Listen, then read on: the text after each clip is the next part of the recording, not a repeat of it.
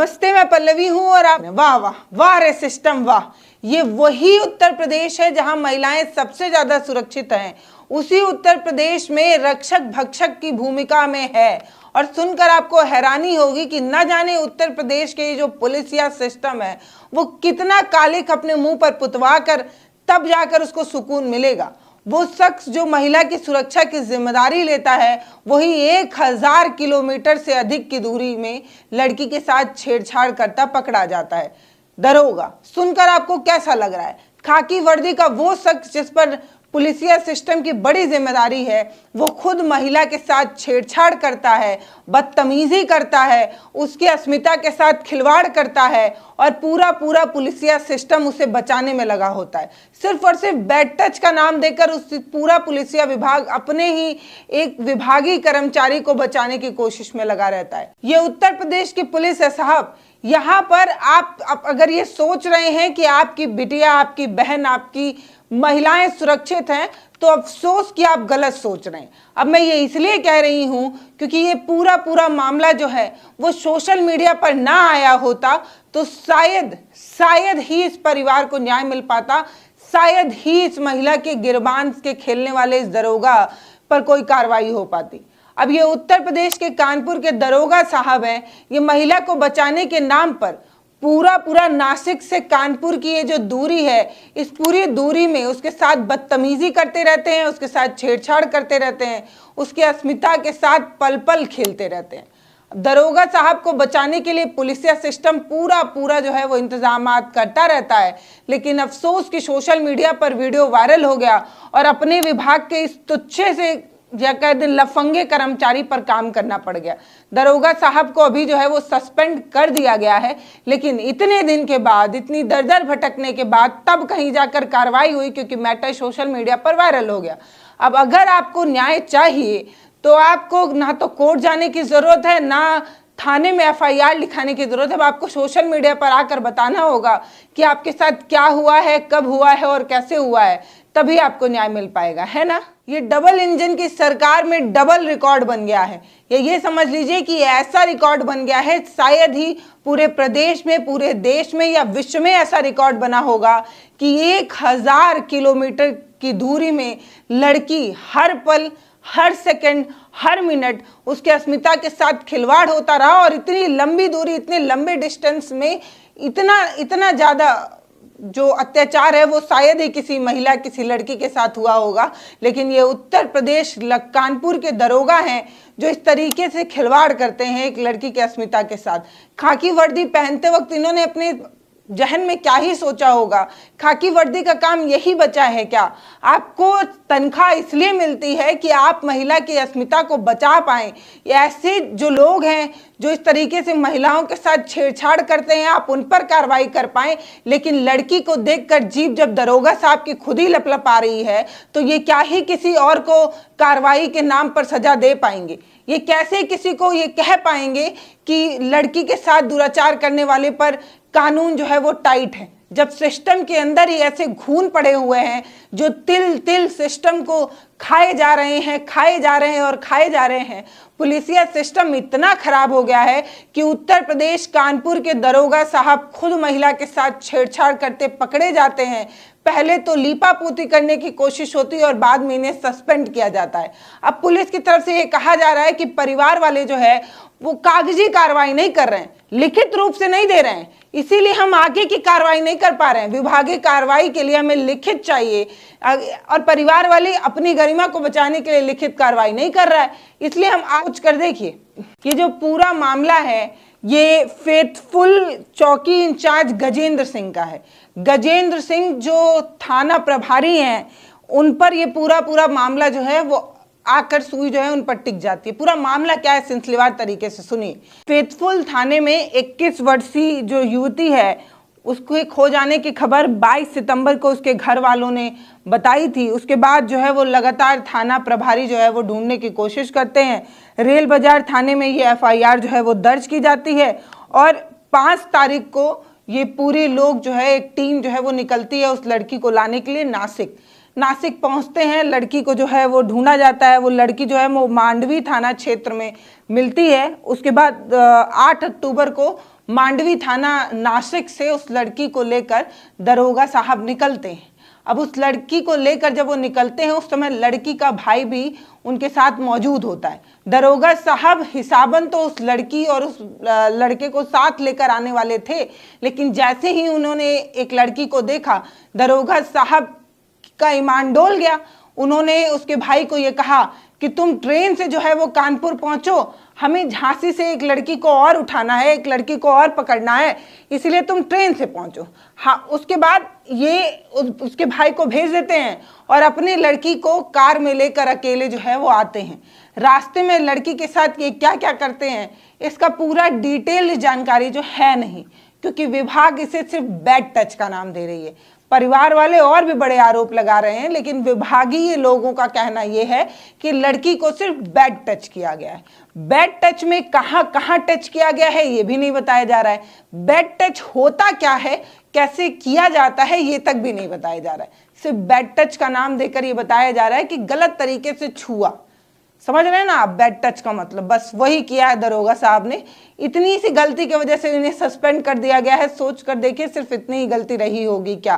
बाकी छोड़िए, लड़के को जो है वो ट्रेन से आने की हिदायत देकर दरोगा साहब गजेंद्र सिंह जो हैं वो लड़की को लेकर निकलते हैं और नासिक से लेकर कानपुर करीब 1000 किलोमीटर की ये जो दूरी है उसमें लड़की के साथ छेड़छाड़ होती है। ये बात लड़की ने अपने भाई से उस वक्त कही जब भाई से थाने में इस लड़की की मुलाकात हुई। गजेंद्र सिंह ने दबाव बनाकर इस लड़के से कागज पर साइन कराई। उस कागज में ये लिखा हुआ था कि ये जो लड़का था, लड़की का जो भाई है, वो और लड़की और ये थाना प्रभारी जो है गजेंद्र सिंह, तीनों साथ में गाड़ी में बैठ कर आए थे, जबकि ऐसा नहीं था। बस इसके बाद ही ये जो लड़का है, जब इसको पता चलता है कि इसकी बहन के साथ दरोगा साहब ने ये सारी चीजें की हैं, उसके बाद ये थाने से लेकर न जाने कहां कहां किन किन दरवाजे पर जाकर न्याय की मांग करता है, लेकिन सबने चुप्पी सांध ली।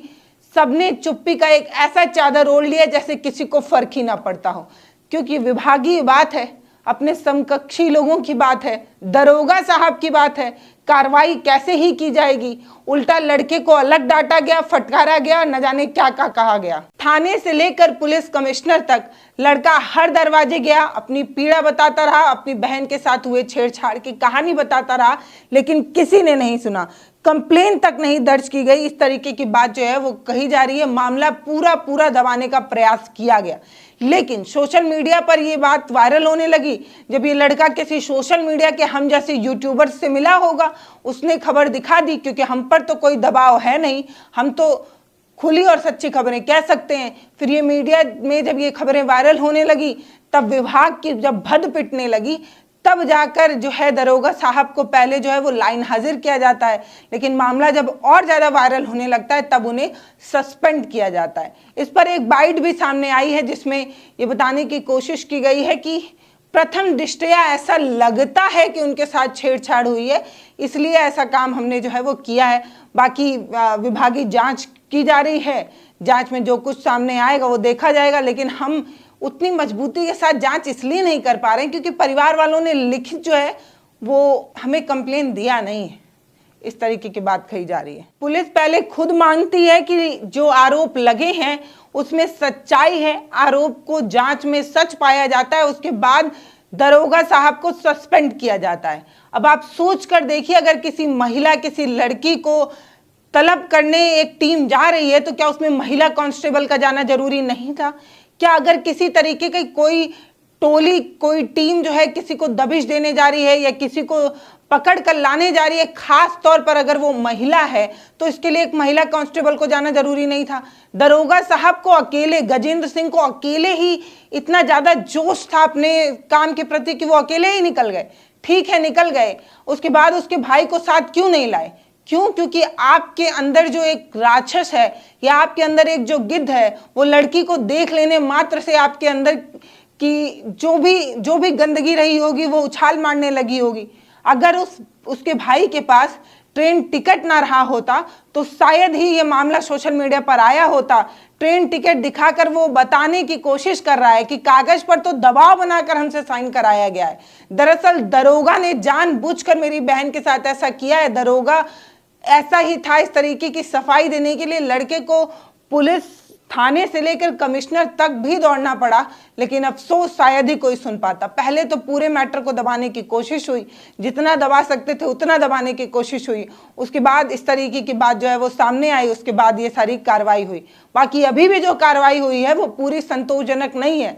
मान लेते हैं परिवार वाले अपनी गरिमा, अपनी अस्मिता के नाते नहीं बोलना चाहते हो, नहीं लिखित देना चाहते। मुझे तो इस बात में भी संदेह लग रहा है कि परिवार वाले नहीं बोल रहे होंगे। क्यों? क्योंकि जब एक भाई अपनी बहन की अस्मिता के लिए सोशल मीडिया पर आकर अखबारों में सारी चीज़ें बोल सकता है, तो वो लिखित कंप्लेन ना दे, ऐसा तो मुझे नहीं लगता ऐसा होता होगा, ऐसा हो रहा होगा। हो सकता है दबाव बनाकर ही परिवार वालों से कंप्लेन ना लिखने की बात कही गई होगी या ना लिखा जा रहा होगा, क्योंकि शुरुआत में इस तरीके की बात कही जा रही है कि ये पूरा मामला 8 अक्टूबर का है और पूरा अक्टूबर बीत गया तब जाकर कार्रवाई हुई। हर संभव अपने समकक्षी को बचाने के लिए, अपने दरोगा साहब की गंदगी को पाटने के लिए, उनके हर कालिक को पोत कर सफेद बनाने की कोशिश पूरा जो है पुलिस महकमे में किया गया। जब ये मामला उनसे थमते नहीं थमा, तब जाकर उन्होंने इस तरीके की चीज की, तब जाकर उन्होंने सस्पेंड किया। बाकी दरोगा साहब के बारे में क्या ही कहा जाए। कानपुर में ऐसे ही एक मामला और सामने आया जिसमें 35 से 45 लाख का सोना जो है वो पुलिस गबन कर सोना गलाकर जो है वो खा गई। एक बीएसएफ के जवान के घर में चोरी होती है। जो महिला होती हैं वो खुद टीचर होती हैं, सवेरे वो स्कूल चली जाती हैं, शाम को वो लौट कर आती हैं। इस बीच उनके घर में चोरी होती है। चोर से जो है वो पुलिस सारा सोना चांदी जितने ज़ेवरात थे सब बरामद कर लेती है और खुद जाके सराफ की दुकान पर जाकर उस सोने को गलवा कर वो पैसा गबन कर लेती है। सोच कर देखिए कैसे ही हम यकीन कर पाएंगे अपने उत्तर प्रदेश के पुलिसिया सिस्टम पर, कैसे ही हमें यकीन हो पाएगा खाकी वर्दी पर। कहते हैं कि चोर चोर मौसेरे भाई, यहाँ तो चोर और पुलिस मौसेरे भाई बने पड़े हैं। एक चोरी करने वाला और एक चोरी से रक्षा करने वाला दोनों ही साथ मिलकर चोरी कर रहे हैं भाई। अब सोच कर देखिए कि ये उत्तर प्रदेश की पुलिसिया सिस्टम है जिस पर योगी जी को सबसे ज्यादा अभिमान है, जिस पर उनको सबसे ज्यादा गर्व है, जिस पर वो कहते हैं कि उत्तर प्रदेश में लॉ एंड ऑर्डर सबसे ज्यादा बेहतर है, उस पुलिस या सिस्टम में ऐसे ऐसे कारनामे सामने आ रहे हैं। वो भी उत्तर प्रदेश के कानपुर की दोनों घटनाएं कल एक दिन में दो बड़ी घटनाएं जो है वो कानपुर से सामने आई और बाकी सब राम भरोसे है। जब रामराज आ गया तो सब राम भरोसे है। नमस्ते, मैं पल्लवी हूँ, आप भारत एक नई सोच देख रहे हैं। हैरानी होती है कहते हुए कि यकीन रखिए अपने कानून व्यवस्था पर, यकीन रखिए अपने न्यायिक व्यवस्था पर। कैसे यकीन रखें? क्योंकि उसके विभाग के अंदर ही ऐसे ऐसे दीमक पल रहे हैं जो अपने ही विभाग पर रोज नए कीर्तिमान जो है वो दर्ज करा रहे हैं। रोज ऐसे ऐसे कारनामे कर रहे हैं कि आम इंसान को अब डर ही लगने लगे। ना तो पुलिस पर यकीन करते बन रहा है, ना तो न्यायिक व्यवस्था पर यकीन करते बन रहा है। पुलिस ऐसे ऐसे कारनामे कर रही है कि क्या करे, और न्याय मिलने में इतनी देरी हो जाती है कि क्या ही करें। बाकी नमस्ते।